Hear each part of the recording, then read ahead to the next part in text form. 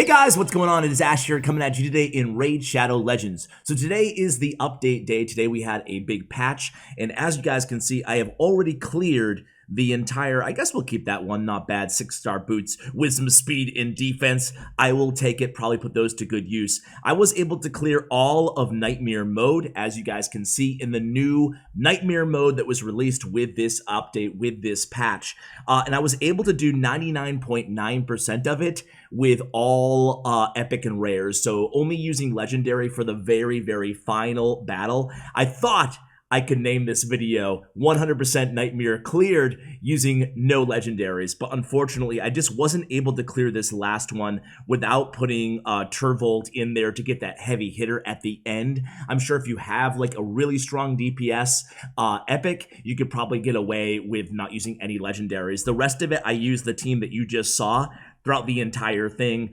I think that the Nightmare mode, the new Nightmare mode that came with the update, which we'll review in today's video, is a big key. Is really, you can't get by, at least I couldn't get by on all nukers, right? I really needed those support champions.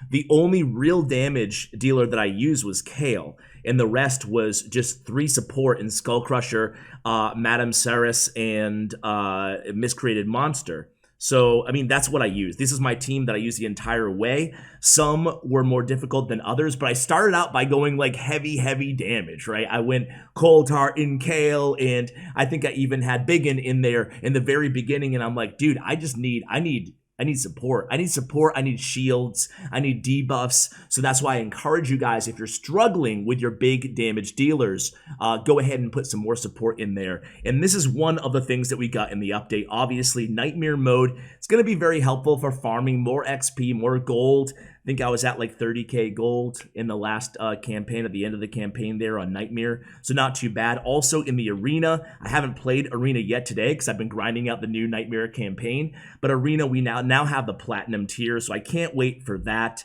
Let's see if I can see in the Arena, does it have the updated kind of list? No. Well, we're going to go ahead and just look at the patch notes here real quickly, and I want to, so this update, this patch, I like 90% of it. There's one big thing that I'm not a fan of that I will get to in just a moment. But starting out here, let's just go to the, forget where the news is sometimes.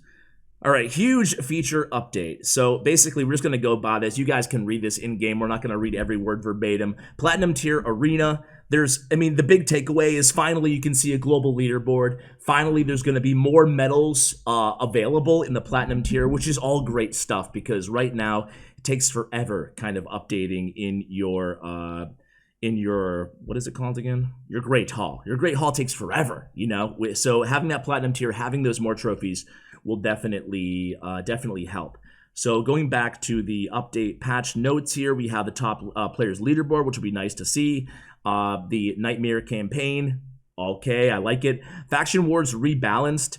You'll no longer receive rank 1 glyphs from stages 10 and 11 of Faction War Crypts. I mean, that's good. Also, they're working on fine-tuning them. It's pretty much unanimously agreed that they're way too difficult right now, the Faction Crypts. You really have to have not only a team of max of that faction, but you have to have a really super well-balanced team, a super fine-tuned team, especially to get, like, you know, in the higher level dungeons of the faction area. So, yeah, there needs to be a little bit of rebalancing, although I do like a challenge. So I wouldn't want it to be too easy, but yeah, right now it's just way too hard. New sorting options for team selection screen, okay. Maxed vault size, great, to 300 from 100. That was really necessary. Loving that one. Bigger, better artifacts storage from 500 to 700. Sign me up. Sounds good. Here's the one thing I don't like. Instantly get mastery scrolls. So I believe the champion that I checked, let me just go over everything else. Inbox changes, extra tournament rewards, that's good. Everything else is good here, you know. They did some skill fixes, they did some bug fixes, they changed some balancing here. Nothing that I saw that was absolutely huge here in terms of balancing Ryan Beast actually changed him. Now cannot place the shield buff on this champion. If you made it this far, thank you. Been working on incredibly hard, trying to make Raid as good as it can be, and they kind of go over to mention the forums as well. But Ryan Beast did get a nerf there. He was considered one of the stronger champions inside the entire game, one of the most frustrating to deal with, especially inside the arena. But anyway, Mastery scrolls, right? So, oh man, let's see. Let me just go to somebody who I know I have no masteries on. And so get all scrolls. Yeah, so it's 800 gems flat out. You can unlock all the masteries for a champion. Now, in a game like this, personally, I much prefer that, obviously there's a big paid component in this game if you choose to go that route. Time equals money, money equals time. So you can skip things if you're willing to pay for it. But I like having the balance of having some things that you just have to grind for. No matter who you are, you have to put in your time, You can't just buy your way to a max account.